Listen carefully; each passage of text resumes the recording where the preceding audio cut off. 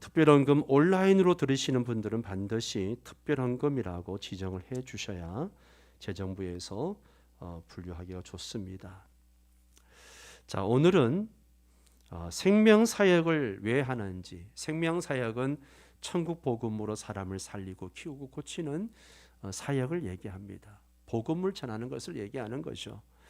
그 생명사역을 왜 하는 건지 그 이유와 동기와 가치를 한번 살펴보기를 원합니다. 다시 한번 오늘 본문 말씀을 봅니다. 그런즉 너희가 먹든지 마시든지 무엇을 하든지 다 하나님의 영광을 위하여 하라. 네. 우리가 무엇을 하든지 먹든지 마시든지 뭘 하든지 하나님의 영광을 위해서 해야 된다는 거예요. 우리 성도들 집에서 열심히 살림을 합니다. 자녀들을 양육합니다. 교육시킵니다. 직장에 나가서 열심히 일합니다. 이 모든 게 목적이 뭐예요? 하나님 영광이 돼야 돼요. 하나님 영광이 돼야 됩니다. 우리가 숨쉬고 하는 모든 일이 그 일을 통해서 하나님의 영광이 돼야 돼요. 복음이 전파되어져야 되고 하나님의 은혜가 드러나야 되고, 그렇습니다. 생명사역도 물론 하나님의 영광을 위해서 해야 됩니다. 우리는 왜 하나님의 영광을 위해서 생명사역을 해야 하는가? 또 그것은 구체적으로 어떤 의미가 있는 것인가? 그리고 그것은 우리 자신과 우리 이웃에 어떻게 영향을 미치게 되는가 하는 거죠. 그런즉 너희가 먹든지 마시든지 무엇을 하든지 다 하나님의 영광을 위하여 하라. 이 말씀은 어떤 상황에서 주어졌고 또 어떤 문맥에서 나온 말씀인가를 먼저 살펴보는 게 필요합니다. 사도 바울은 고린도전서 10장에서 고린도 교인들이 시장에서 파는 음식을 먹을 수 있느냐 없느냐 이 문제를 다루고 있어요.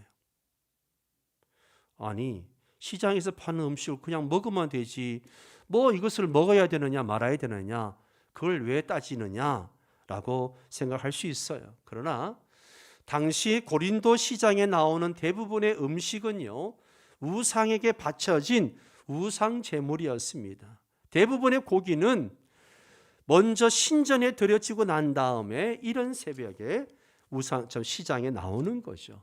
그렇기 때문에 고린도 교인들 사이에 우리가 예수 믿는 사람들인데 이 우상의 제물을 먹을 수 있는가 없는가 하는 질문이 나오는 거죠.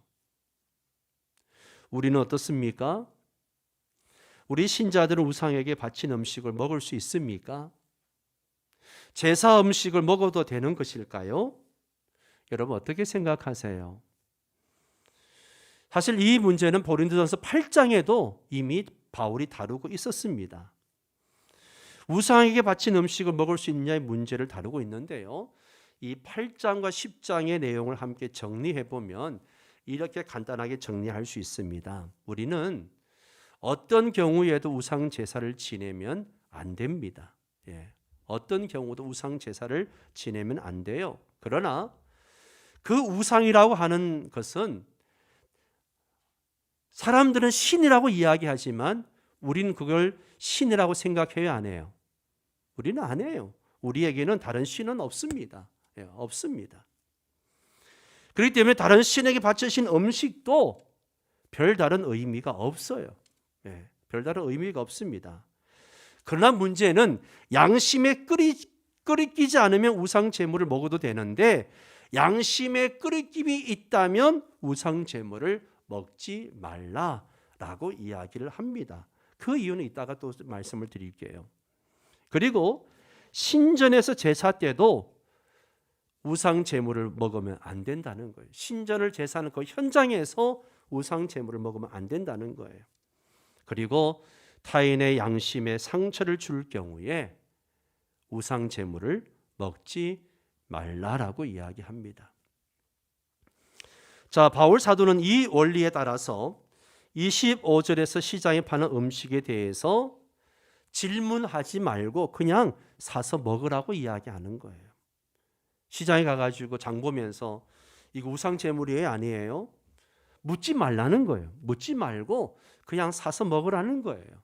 만약에 이것은 우상에게 바친 음식입니까? 라고 질문했는데 예, 그렇습니다 라는 답을 들으면 어떻게 하겠어요?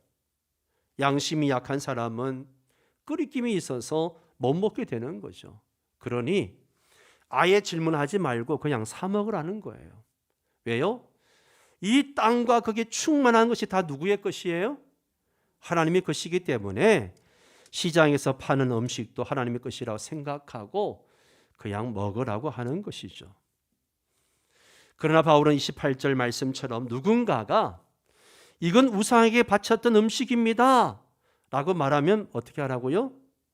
먹지 말라는 거예요. 자, 여러분, 제가 지금 중요한 신앙의 원리를 말씀드리는 거예요. 자, 그렇게 말한 사람과 그의 양심을 위해서 먹지 말라는 거예요.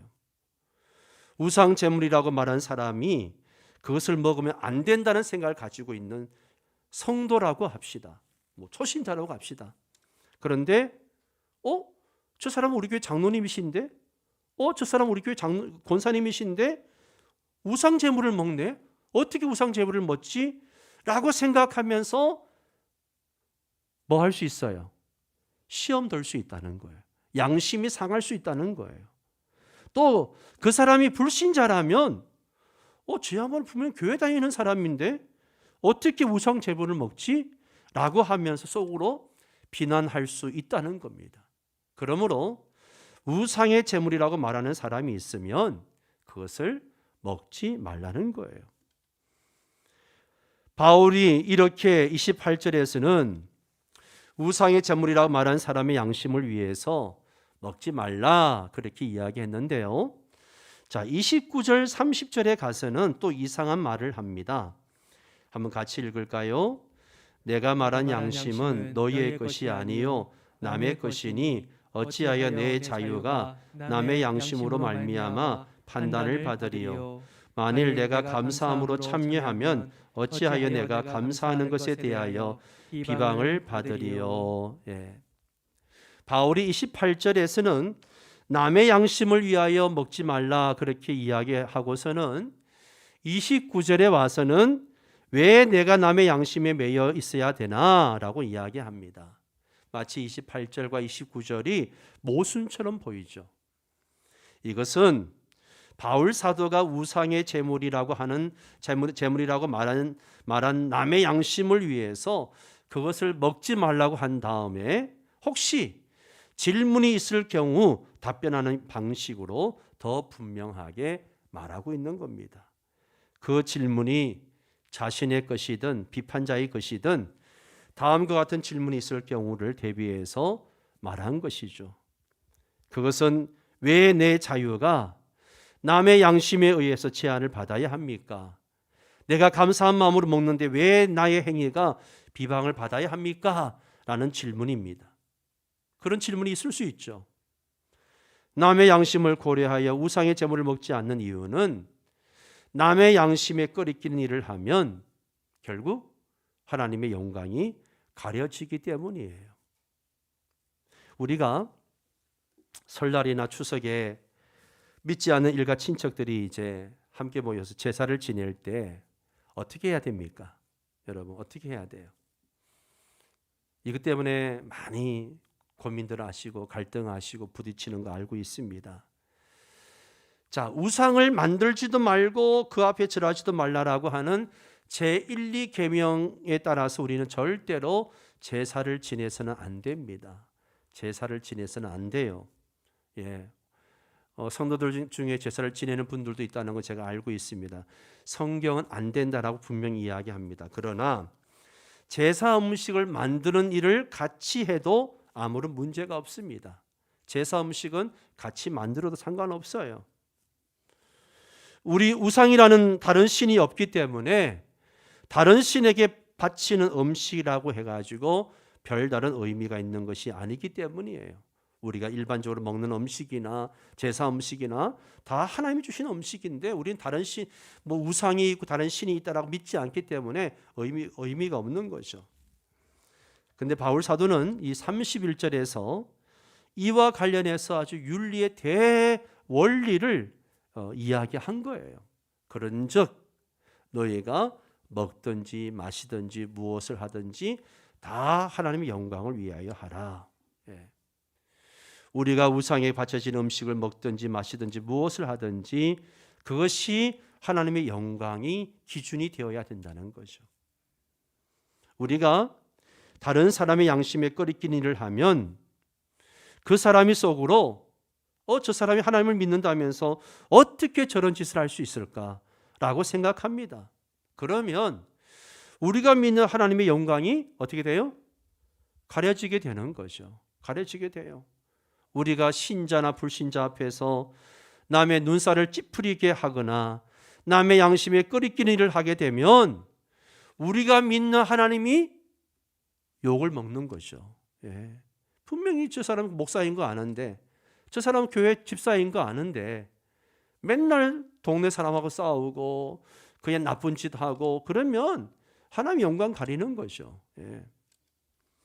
예수님께서도 윤리의 대원리를 이렇게 말씀하셨습니다. 마태복음 5장 16절을 같이 읽습니다.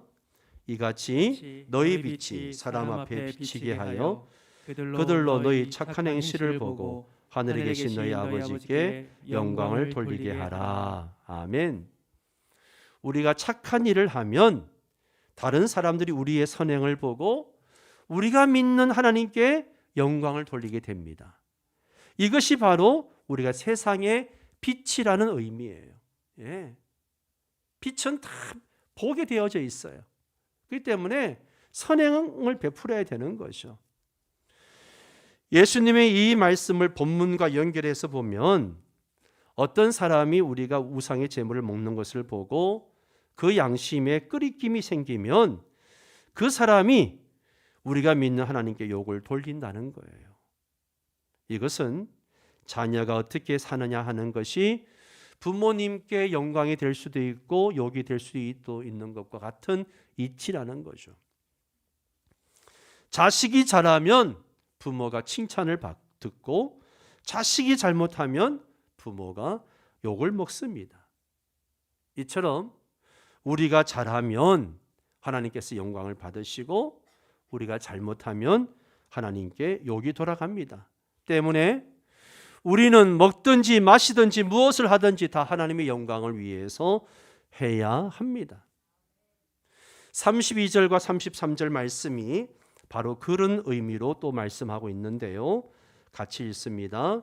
유대인에게나 헬라인에게나 하나님의 교회나 거치는 자가 되지 말고 나와 같이 모든 일에 모든 사람을 기쁘게 하여 자신의 유익을 구하지 아니하고 많은 사람의 유익을 구하여 그들로 구원을 받게 하라. 아멘. 자, 이 말씀에 하나님의 영광을 위한 삶이 어떤 것인가를 말씀해 주고 있는데요. 첫째는 여기 보면 누구에게나 거치는 자가 되지 말라라고 말합니다. 거치는 자가 되지 말라. 어떤 사람들에게 걸림돌이 되고 자꾸만 상처가 되고 해악이 되는 그런 사람이 되지 말라는 거예요. 또 죄가 되지 않는 한도 내에서 모든 사람에게 무엇을 주라고요? 기쁘게 해줘라. 모든 사람을 기쁘게 해주는 삶을 살아야 된다는 거예요. 우리는 하나님도 기쁘게 드려야 되지만 사람들에게도 기쁨을 주는 사람이 돼야 돼요. 그리고 또 여기 보면 33절에 보면 자신의 유익을 구하지 않고 많은 사람의 유익을 구하는 삶이 되어야 된다는 거죠. 예. 우리가 이렇게 살아야 될 이유가 뭐예요? 33절에 뭐예요? 그들로 구원을 받게 하라. 예. 구원을 얻게 하기 위해서, 전도하기 위해서 우리가 그렇게 살아야 됩니다. 하나님의 영광을 위해 살아야 돼요. 예. 명절을 보낼 때도 우리는 하나님의 영광을 위해 살아야 됩니다. 모처럼 일가 친척이 만났는데 그들이 우리를 보고 이런 반응을 보이게 해서는 안 됩니다. 뭐 저런 사람이 다 있어. 예수를 믿는다고 하면서 얌체야. 예수를 믿는다고 하면서 너무 인색해. 예수를 믿는다고 하면서 부모 일가 친척도 몰라봐. 예수를 믿는다고 하면서 어떻게 우리를 무시할 수 있어. 제사 안 지내는 것은 자신들의 신앙 때문이라고 하더라도 어떻게 제사 음식 만드는데 코빼기도 안 보이고 먹을 때만 등장하는가? 예. 이런 소리를 들으면 안 된다는 거죠. 오히려 역시 예수 믿는 사람은 달라. 예의도 바르고 부모님도 잘 섬기고 마음씨도 넉넉해. 제사 안 지내는 거 빼고는 나무랄 데가 없어. 네. 저런 사람처럼 예수 믿으면 나도 믿고 싶다. 이것이 먹든지 마시든지 무엇을 하든지 하나님의 영광을 위하는 삶입니다. 아멘. 다시 한번 본문을 봅니다. 그런즉 너희가 먹든지 마시든지 무엇을 하든지 다 하나님의 영광을 위하여 하라. 예. 복음을 전하는 생명사역도 여기에 무엇을 하든지에 해당되는 거예요. 무엇을 하든지. 생명사역은 천국 복음으로 사람을 살리고 키우고 고치는 사역입니다. 그렇다면 왜 생명사역을 해야 합니까? 생명사역은 우리를 위해 생명을 주신 예수님께서 이 땅에서 하신 사역이에요. 예수님께서 십자가에서 죽으시고 3일 만에 부활하셨습니다. 그 결과 우리는 예수를 믿어서 하나님의 생명, 영원한 참된 생명을 우리는 다 선물로 받았어요. 우리가 예수를 믿는다는 것은 제가 누차 말씀을 드리는 것이지만 포도나무 가지가 그 나무에 붙어 있는 것과 같은 거예요. 포도나무 가지가 그 나무에 붙어 있으면 포도나무 수액을 다 빨아들여 가지고 가지마다 뭘 해요? 열매를 맺는 거죠. 예. 우리가 믿음으로 예수님께 붙어 있으면 예수님의 생명이 우리에게 흘러 들어와서 예수 생명의 열매를 맺게 되는데 그 모습이 바로 천국 복음으로 사람을 살려내고 그들을 키우고 그리고 고치는 생명사역으로 나타난다는 거죠. 예수님께서는 천국 메시아로서 생명사역을 하셔서 천국 즉 하나님의 나라를 세우셨습니다. 우리는 예수님께 접속되어져서 생명사역을 함으로써 천국을 확장해 나가야 돼요. 확장해 나가야 돼요. 이 생명사역을 하려면 여러분 우리가 복음을 바로 알아야 되잖아요. 복음을 알아야 우리가 복음을 전하죠. 그래서 훈련 받으라고 이야기하는 거예요. 예. 그래야 천국이 확장해 가는 겁니다. 그러면 우리는 예수님의 제자다운 제자가 되고 하나님께서 영광을 받으시는 거죠. 이것이 바로 우리가 복음을 전하는 생명사역을 하는 이유이고 가치이고 동기라고 하는 거죠. 참으로 놀라운 것은요, 하나님이 이렇게 영광을 받으시고 영광이 드러나면 드러날수록 나에게는요 더 유익이 된다는 사실이에요. 내가 나의 유익을 위해서 살면 오히려 하나님의 영광을 가리게 되고 나에게 불리한 결과를 초래합니다. 그러나 내가 하나님의 영광을 위해 살면 내가 점점 더 복을 받고 내가 점점 더 행복을 누리게 됩니다. 이게 행복의 역설이라고 하는 거예요. 예. 여러분 다시 말씀드립니다. 내가 하나님의 영광을 위해 살면요 내가 점점 더 복을 받고 내가 점점 더 행복을 누리게 됩니다. 하나님의 영광을 위해 사는 삶이 바로 가장 행복한 삶이라는 역설이죠. 예. 하나님의 영광을 위해 살면 나의 명예, 나의 성공을 다 빼앗길 것 같아요. 손해볼 것 같아요. 내 시간도 없고 내 물질도 없는데 하나님의 영광을 위해서 물질을 드리고 시간을 드리고 내 몸을 드리고 하면 나는 언제 쉬고 언제 좀 편안히 쉬고 있을까? 그런 생각이 들죠. 그런데 하나님의 영광을 위해서 살면요 그런 것이 아니라 내 명예와 성공과 축복이 이루어진다는 거죠.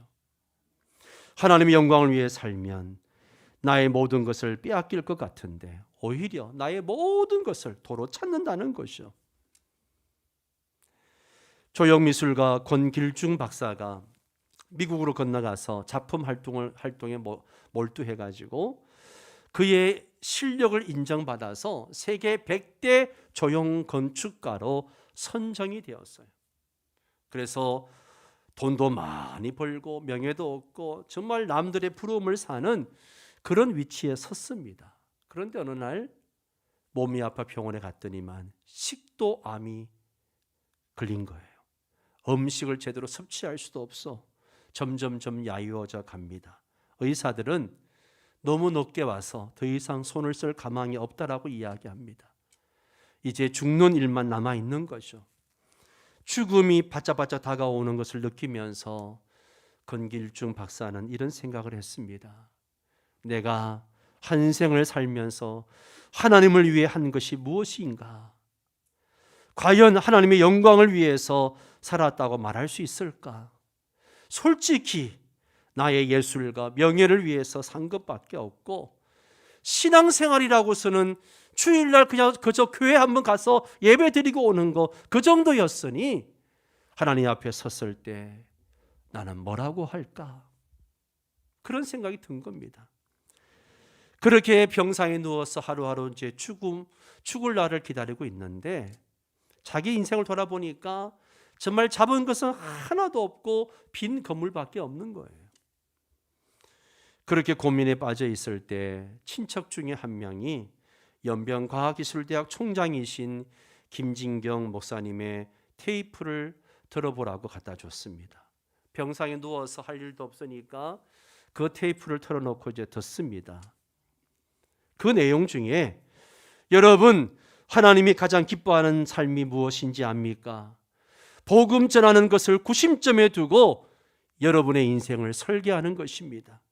당신은 그렇게 살고 있습니까? 만약 하나님의 영광을 위해서 복음을 위해 살고 싶다면 연변과학기술대학으로 오십시오. 중국의 젊은이들이 기다리고 있습니다.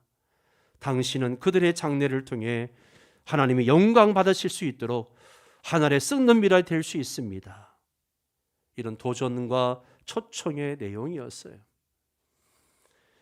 그 설교를 들으면서 권길중 박사의 가슴이 막 그냥 후벼 파는 듯이 아픔을 느낍니다. 그러면서 하나님, 진작 이런 사실을 내가 알았다면 얼마나 좋았을까요?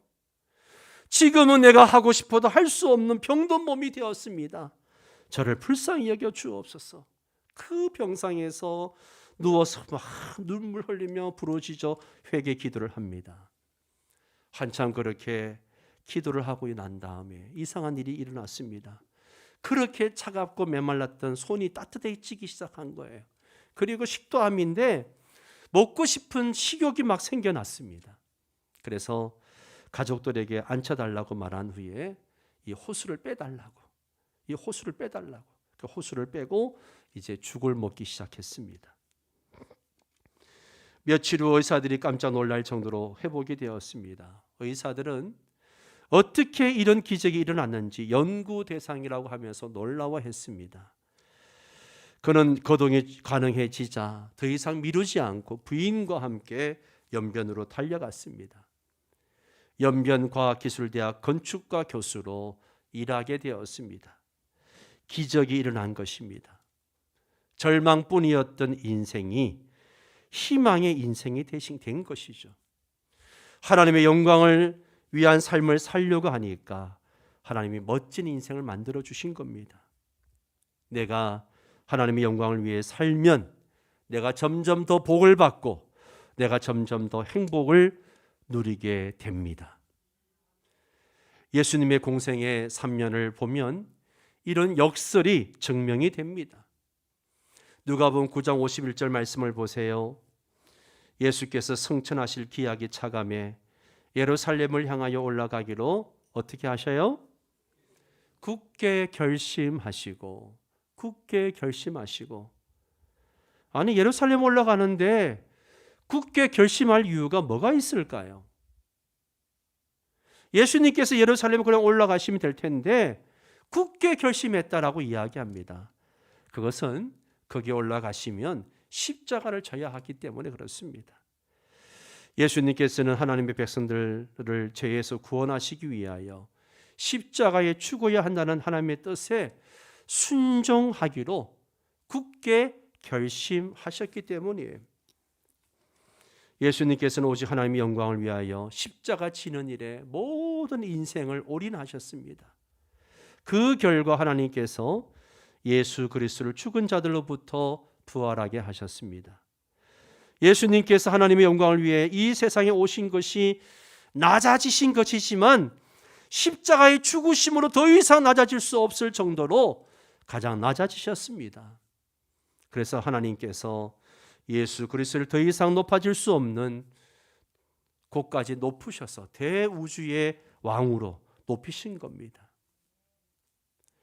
여러분, 하나님의 영광을 위하여 십자가를 지면요, 하나님께서 부활의 능력을 체험하게 하신다는 것이 천국의 역설입니다.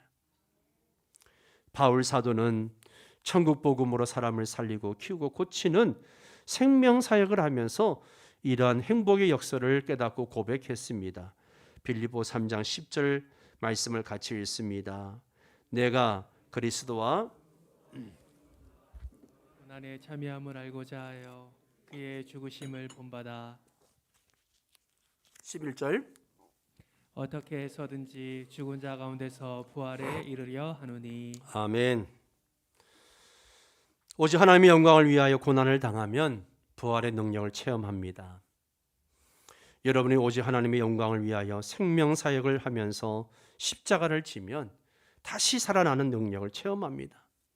복음을 전하면서 오해받고 눈총받고 손가락질 당하면 오히려 하나님께서 능력과 기쁨과 영광과 행복을 체험하게 하실 겁니다. 우리가 예수 그리스도와 동행하며 생명 사역에 헌신하면 예수님께서 말씀하신 대로 충만한 기쁨을 얻을 것입니다. 내가 이것을 너희에게 이르면 내 기쁨이 너희 안에 있어 너희 기쁨을 충만하게 하려 함이라.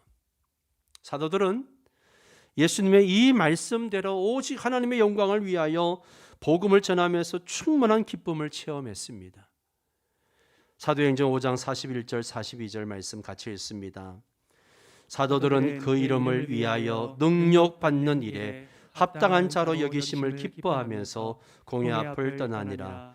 그들이 날마다 성전에 있든지 집에 있든지 예수는 그리스도라 가르치기와 전도하기를 그치지 아니하니라. 아멘, 아멘. 오직 하나님의 영광을 위하여 복음을 전하는 생명 사역을 감당하는 사람은 행복의 역설을 체험합니다. 하나님의 영광을 위해 사는 것이 하나님을 즐기는 비결이라는 것을 체험하죠. 우리가 하나님을 영화롭게 하면 하나님께서 우리에게 하나님을 즐거워하는 복을 주십니다. 이것이 다윗의 생애에 확실하게 증명되었어요.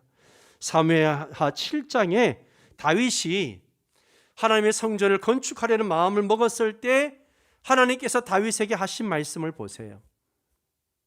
사무엘하 7장 5절에 네가 나를 위하여 내가 살 집을 건축하겠느냐? 이어서 하나님이 내가 네 이름을 위하여 만들어 주리라. 오히려 내가 네 이름을 위하여 만들어 주리라. 너를 모든 원수에게서 벗어나 편히 쉬게 하리라. 여호와가 너를 위하여 집을 짓고 견고하게 하리라. 이것은 하나님께서 네가 나를 위하여 집을 짓겠느냐? 내가 너를 위하여 집을 지어주겠다라고 말씀하시는 거예요. 내가 나를 위하여 아무리 좋은 집을 지어도 여호와께서 집을 세우지 아니하시면 세우는 자의 수고가 헛됩니다. 내가 나와 내 가족을 위하여 아무리 돈을 많이 벌어서 가족을 지키려고 해도 여호와께서 성을 지키지 아니하시면 파수꾼에 깨어 있음이 헛돼요. 여러분 살아봐서 알지 않습니까? 내가 아무리 노력해도 하나님이 도와주시지 않으면 모든 것이 헛되다는 것이죠. 우리가 하나님의 영광을 위하여 생명 사역을 하는 것이 결국 하나님께서 우리의 집을 지어주시고 지켜주시는 복으로 연결되는 겁니다. 예. 내가 영광을 위해 살면, 하나님의 영광을 위해 살면 하나님이 내 인생에 영광을 주시는 거예요.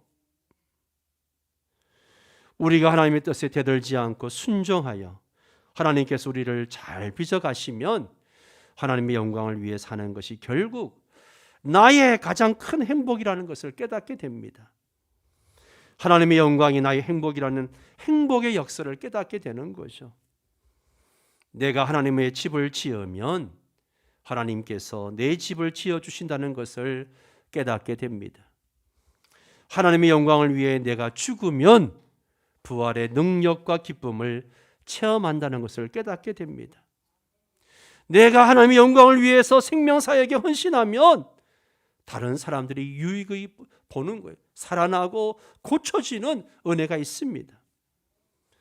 여러분 모두가 오직 하나님의 영광을 위하여 복음으로 사람을 살리는 생명사역에 올인하셔서 행복의 역사를 깨닫고 행복의 은혜를 경험하는 성도 여러분 되시기를 주의 이름으로 축원합니다. 다 함께 일어나셔서 함께 찬양하고 기도하도록 하겠습니다.